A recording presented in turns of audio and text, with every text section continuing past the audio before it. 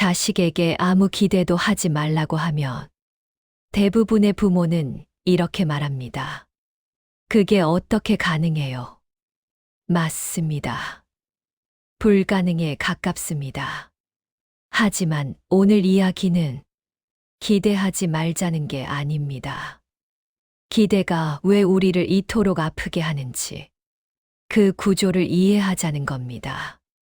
밤늦게 들어온 자식이 인사도 없이 방문을 닫습니다. 당신은 저녁을 차려놓고 기다렸습니다. 마음속으로 되뇌입니다. 내가 뭘 잘못했지? 명절에 자식이 말합니다.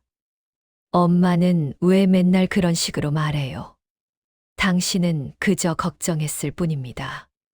그런데 그 한마디에 가슴이 무너집니다. 친구의 자식은 해외에서 성공했다는 소식을 듣습니다. 우리 아이는 아직도 진로를 못 정했습니다. 비교하지 말아야지 하면서도 한숨이 나옵니다. 그리고 이런 생각이 듭니다. 내 인생은 뭐였나? 문제는 자식일까요? 아니면 우리가 품은 기대일까요?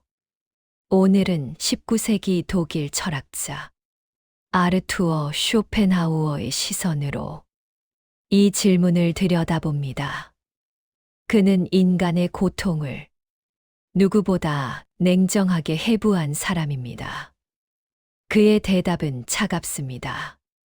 하지만 그 차가움 속에 이상하게도 위로가 있습니다.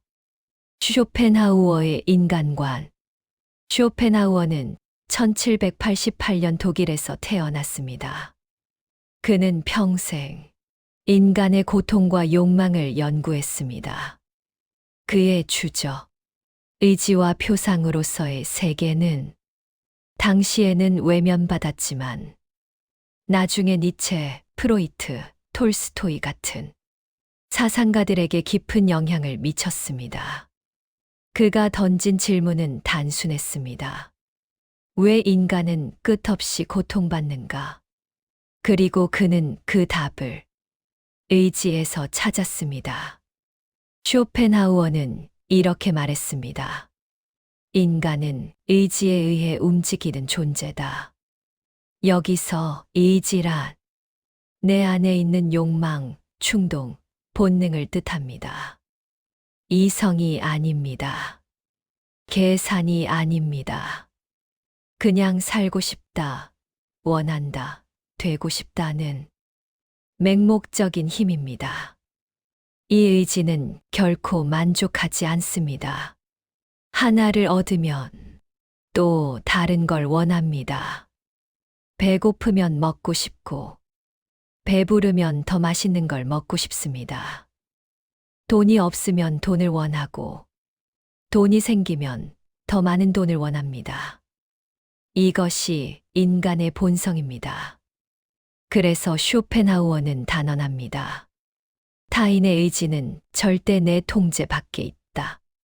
자식도 마찬가지입니다. 자식은 당신이 아닙니다. 당신의 연장도 아닙니다. 자식에게는 자식만의 의지가 있습니다. 자식은 태어나는 순간부터 독립된 욕망의 주체입니다. 당신이 아무리 원해도 자식의 내면에서 일어나는 욕망을 바꿀 수는 없습니다. 그런데 우리는 착각합니다. 내가 낳았으니, 내가 키웠으니, 내 말을 들어야 한다. 이건 논리가 아닙니다. 기대입니다. 쇼펜하우어는 이렇게 표현했습니다. 우리는 타인을 있는 그대로 보지 않고 내가 원하는 모습으로 상상한다. 부모는 자식을 있는 그대로 보지 않습니다. 이랬으면 좋겠다는 상상 속 자식을 봅니다. 그리고 현실의 자식이 그 상상과 다를 때 우리는 배신감을 느낍니다. 여기서 핵심 문장 하나를 기억하십시오. 기대는 사랑의 이름을 쓴 지배다.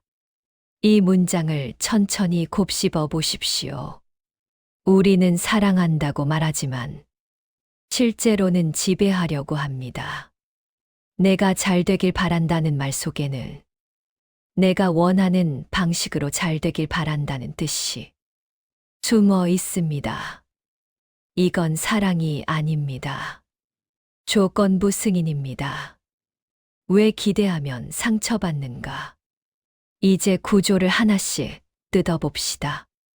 왜 자식에게 기대하면 반드시 상처받는가? 첫 번째 이유. 기대는 항상 보이지 않는 계약을 만듭니다.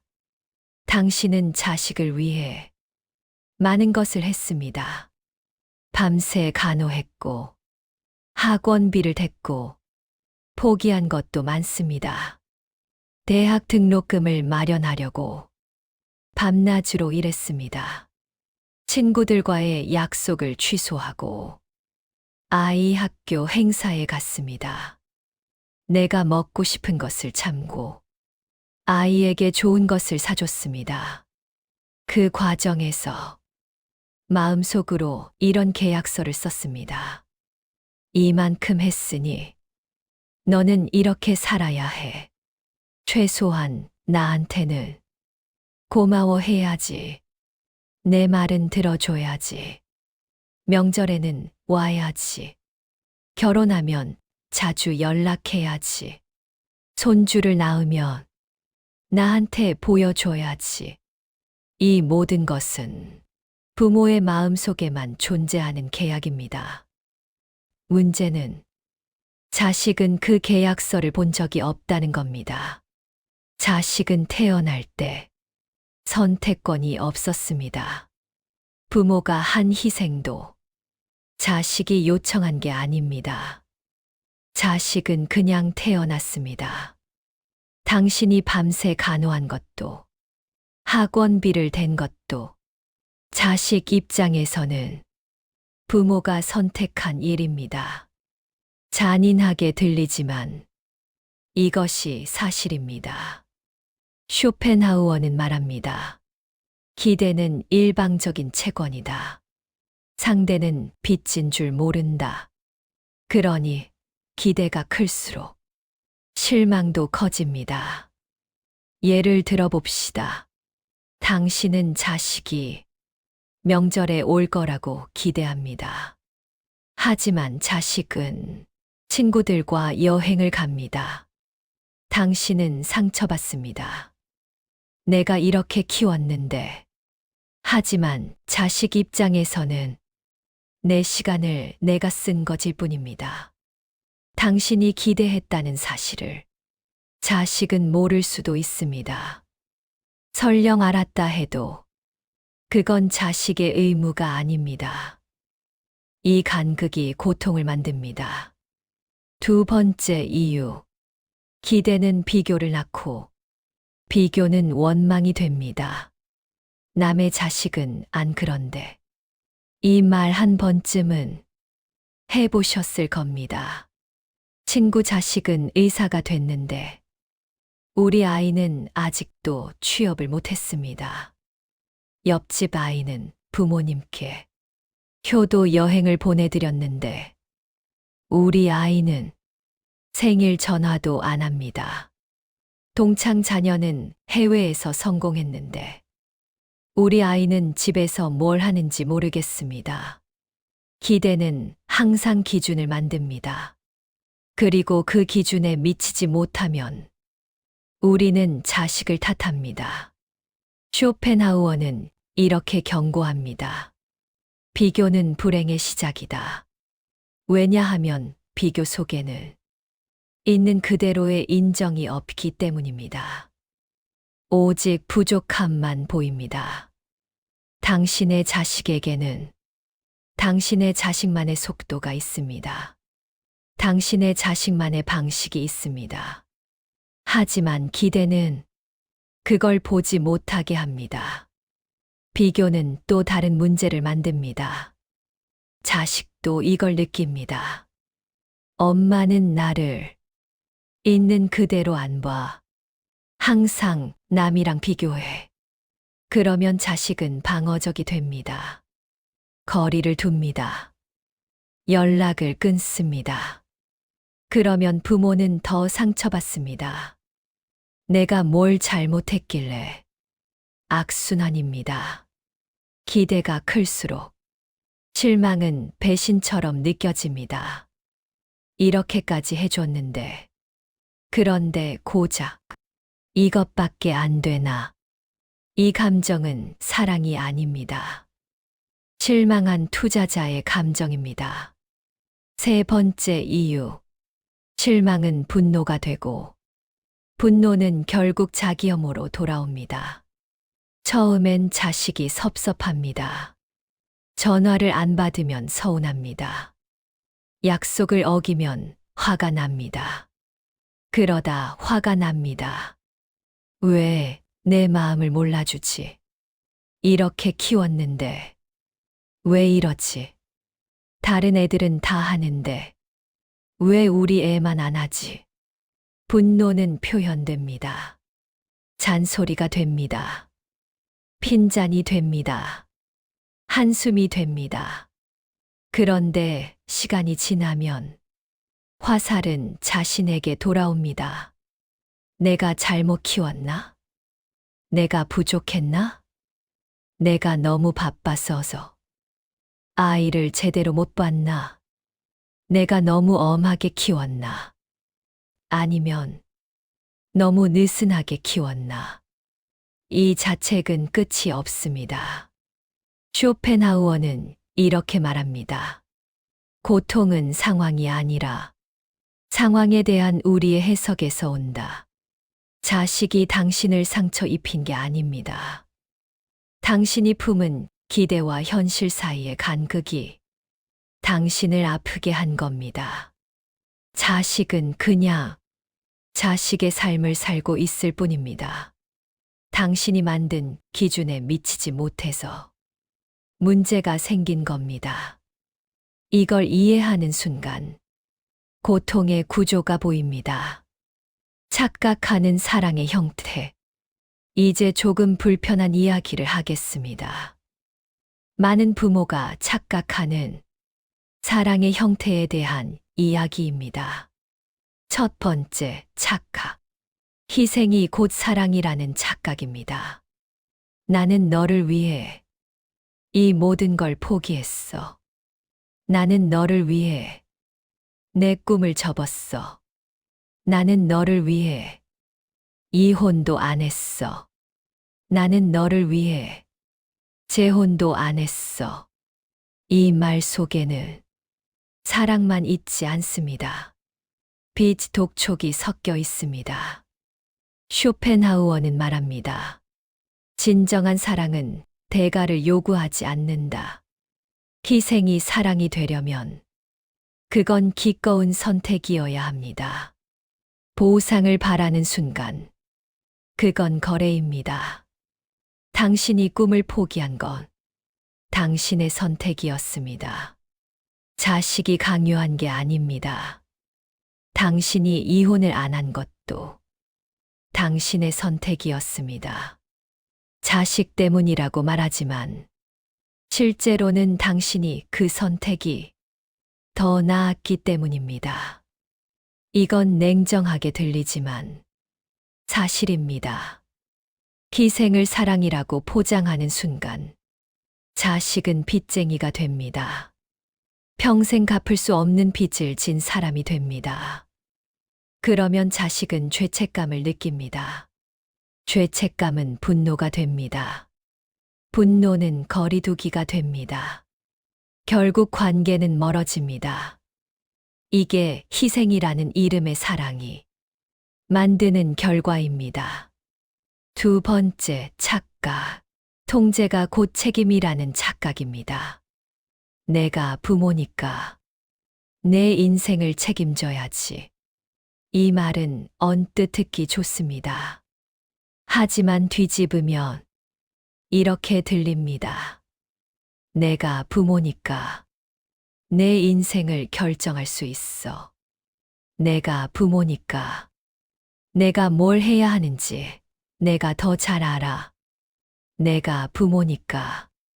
내 말보다 내 판단이 맞아. 책임과 통제는 다릅니다. 책임은 내가 할 수 있는 것을 다 하는 겁니다. 먹을 것을 주고, 배울 기회를 주고, 안전한 환경을 만들어주는 겁니다. 하지만 통제는 상대의 선택까지 바꾸려는 겁니다. 이 대학에 가야 해. 이 직업을 가져야 해. 이런 사람이랑 결혼해야 해. 애는 이렇게 키워야 해. 이건 책임이 아닙니다. 지배입니다.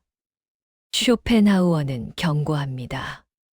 사랑이 집착이 되는 순간, 관계는 이미 병들었다. 집착은 상대를 소유물로 봅니다. 상대의 독립성을 인정하지 않습니다. 상대가 내 뜻대로 움직여야 안심이 됩니다. 이건 건강한 관계가 아닙니다. 부모가 자식을 통제하려 할수록 자식은 반발합니다. 어릴 때는 순종하는 척합니다. 하지만 성인이 되면 폭발합니다. 내 인생은 내가 산다고 선언합니다. 그러면 부모는 배신감을 느낍니다. 하지만 이건 배신이 아닙니다. 독립입니다. 세 번째 착각. 걱정이 곧 사랑이라는 착각입니다. 내가 걱정돼서 그래. 내가 힘들까봐 그래. 걱정은 자연스러운 감정입니다. 하지만 과도한 걱정은 상대를 무능력하게 만듭니다. 너는 혼자 못해. 너는 판단력이 부족해. 너는 아직 어려. 이런 메시지를 계속 보내면 자식은 정말 그렇게 됩니다. 자신감을 잃습니다. 스스로 결정하지 못합니다. 쇼펜하우어는 이렇게 말합니다. 우리는 타인에게 우리가 보고 싶은 모습을 투사한다. 당신이 자식을 약하다고 보면 자식은 약해집니다. 당신이 자식을 믿지 못하면 자식은 스스로를 믿지 못합니다. 걱정은 때로 사랑의 표현이지만 과도한 걱정은 불신의 표현입니다. 그럼 어떻게 살아야 하는가? 그럼 어떻게 해야 할까요? 여기까지 읽으면 이런 생각이 들 겁니다. 그럼 부모는 어떻게 살라는 거야? 아무것도 하지 말라는 거야? 자식을 포기하라는 거야? 아닙니다. 쇼펜하우어의 대답은 이렇습니다. 기대를 버리라는 게 아니다. 기대의 주인을 바꾸라. 이게 핵심입니다. 기대 자체가 문제가 아닙니다. 기대의 방향이 문제입니다. 기대의 대상을 바꾸십시오. 자식이 어떤 선택을 할 것인가를 기대하지 마십시오. 대신 나는 어떤 태도로 살 것인가를 기대하십시오. 자식이 나를 어떻게 대할 것인가를 기대하지 마십시오. 대신 나는 자식을 어떻게 대할 것인가를 기대하십시오. 자식이 성공하기를 기대하지 마십시오. 대신 나는 내 삶에서 의미를 찾기를 기대하십시오. 이건 냉정해 보이지만 사실은 가장 따뜻한 태도입니다. 왜냐하면 이건 자식을 내 소유로 보지 않는 태도이기 때문입니다. 자식을 독립된 인격체로 보는 태도입니다. 자식의 선택을 존중하는 태도입니다. 쇼펜하우어는 이렇게 말합니다. 자유란 타인의 의지에 의존하지 않는 것이다. 자식에게도 자유가 있습니다. 부모에게도 자유가 있습니다. 자식이 부모의 기대대로 살 필요가 없습니다. 부모도 자식의 선택에 인생을 걸 필요가 없습니다. 그러니 이렇게 생각하십시오. 자식이 잘 살면 고맙고, 그렇지 않아도 내 인생은 망한 게 아니다. 이 문장을 천천히 읽어보십시오. 자식이 잘 살면 고맙습니다. 당연히 기쁩니다. 축하할 일입니다. 하지만 자식이 잘 살지 못해도 내 인생이 실패한 건 아닙니다. 내 인생은 여전히 내 것입니다. 적당한 거리 두기에 대해 이야기해 봅시다. 그럼 자식한테 무관심하게 살라는 거야? 아닙니다. 거리 두기는 무관심이 아닙니다. 오히려 건강한 관계를 위한 필수 조건입니다. 쇼펜하우어는 고슴도치 우화를 남겼습니다. 추운 겨울, 고슴도치들은 서로 체온을 나누려고 붙습니다. 하지만 너무 가까우면 가시에 찔립니다. 너무 멀면 추워 죽습니다. 결국 적당한 거리를 찾습니다. 서로 다치지 않으면서도 따뜻함을 나눌 수 있는 거리를 찾습니다. 부모와 자식도 마찬가지입니다. 너무 가까우면 서로 상처받습니다. 부모는 간섭하고 자식은 답답해합니다. 부모는 서운해하고 자식은 질식할 것 같아 합니다. 너무 멀면 관계가 끊어집니다. 서로 무슨 생각을 하는지 모릅니다. 소통이 사라집니다. 정서적 연결이 사라집니다. 적당한 거리가 필요합니다. 그 거리는 기대가 아니라 존중으로 유지됩니다. 존중이란 무엇입니까? 상대가 나와 다른 사람임을 인정하는 겁니다. 상대의 선택이 내 선택과 다를 수 있음을 받아들이는 겁니다. 상대의 속도가 내 속도와 다를 수 있음을 이해하는 겁니다. 존중은 상대를 바꾸려 하지 않습니다. 존중은 상대를 있는 그대로 봅니다. 존중은 상대에게 자유를 줍니다. 그리고 역설적으로 자유를 준 관계가 더 오래 갑니다.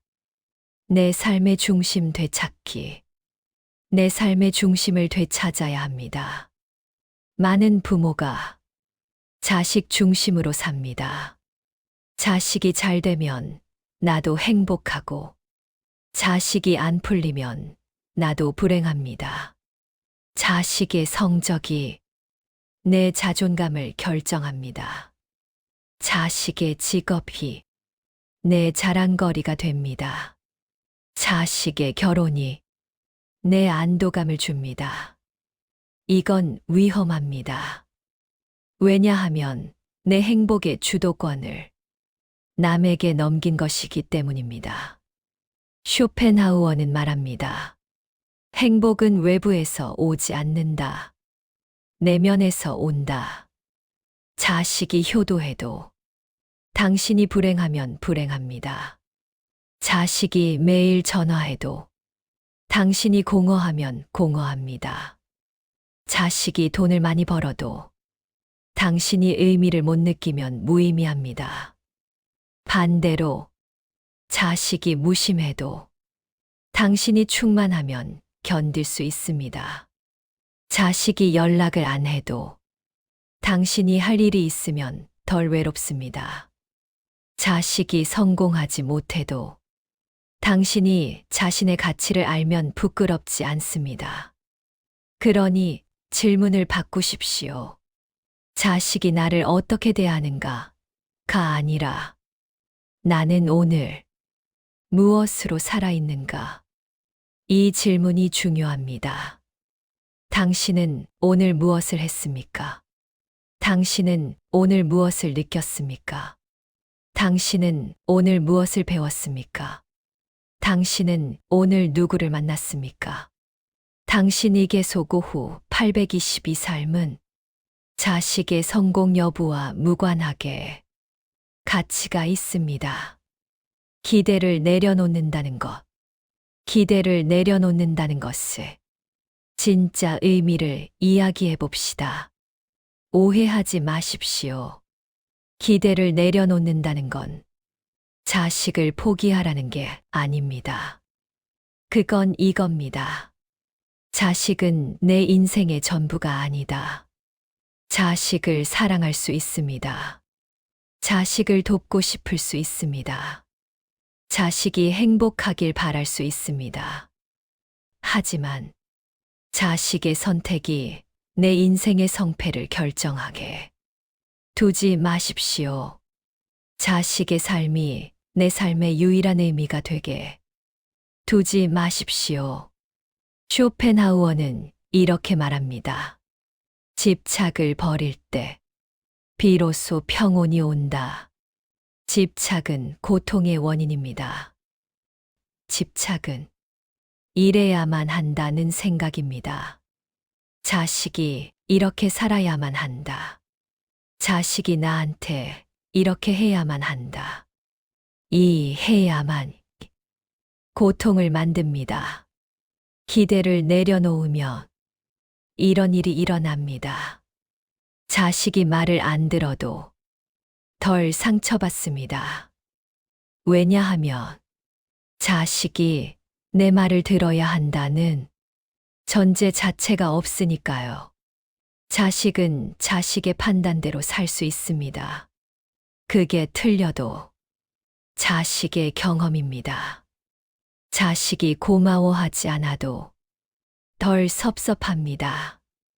왜냐하면 고마워해야 한다는 계약서가 없으니까요. 당신이 한 일은 당신이 선택한 일입니다. 보상을 바라지 않았으니 실망도 없습니다. 자식이 실패해도 덜 무너집니다. 왜냐하면 자식의 실패가 내 실패는 아니니까요. 자식은 자식의 인생을 삽니다. 실패도 자식의 몫입니다. 당신은 곁에서 지켜볼 수 있습니다. 위로할 수 있습니다. 하지만 대신 살아줄 수는 없습니다. 그리고 역설적으로 이렇게 거리를 두면 관계가 더 편안해집니다. 부담이 없으니까요. 자식도 부모를 만날 때 긴장하지 않습니다. 또 뭐라고 할까? 걱정하지 않습니다. 그냥 편하게 만날 수 있습니다. 현실적인 질문들에 답해 봅시다. 그래도 자식이 걱정되는데요. 걱정하십시오. 그건 인간적인 감정입니다. 하지만 걱정과 통제는 다릅니다. 걱정은 표현해도 됩니다. 나는 내가 걱정되라고 말할 수 있습니다. 다만 상대가 들을지 말지는 상대의 몫입니다. 당신이 걱정을 표현했으면 거기서 끝입니다. 자식이 그 걱정을 받아들이든 무시하든 그건 자식의 선택입니다. 그럼 자식이 잘못된 길로 가도 가만히 있어야 하나요? 아닙니다. 말할 수 있습니다. 도울 수 있습니다. 내 생각엔 이건 위험해 보여라고 말할 수 있습니다. 내가 도울 수 있는 게 있으면 말해라고 제안할 수 있습니다. 하지만 결정은 자식의 몫입니다. 그리고 그 결과도 자식이 감당합니다. 당신이 할 수 있는 건 조언과 지원입니다. 대신 살아주는 건 불가능합니다. 그게 어떻게 쉽게 되나요? 쉽지 않습니다. 쇼펜하우어도 이건 인정했습니다.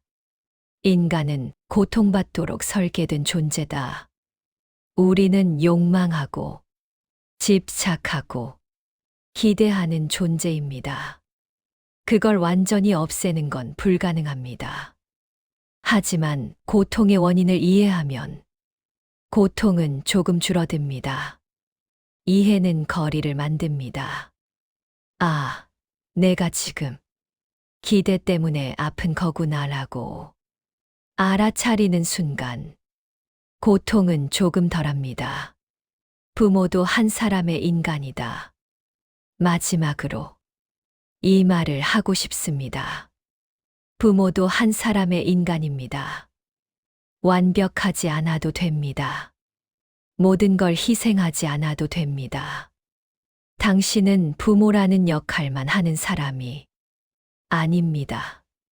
당신도 욕망이 있고, 꿈이 있고, 한계가 있습니다. 당신도 쉬고 싶을 때가 있고, 혼자 있고 싶을 때가 있고, 포기하고 싶을 때가 있습니다. 그게 정상입니다. 쇼펜하우어는 말합니다. 자기 자신을 잃은 사랑은 사랑이 아니라 자기 파괴다. 자식을 사랑하되 자신을 잃지 마십시오.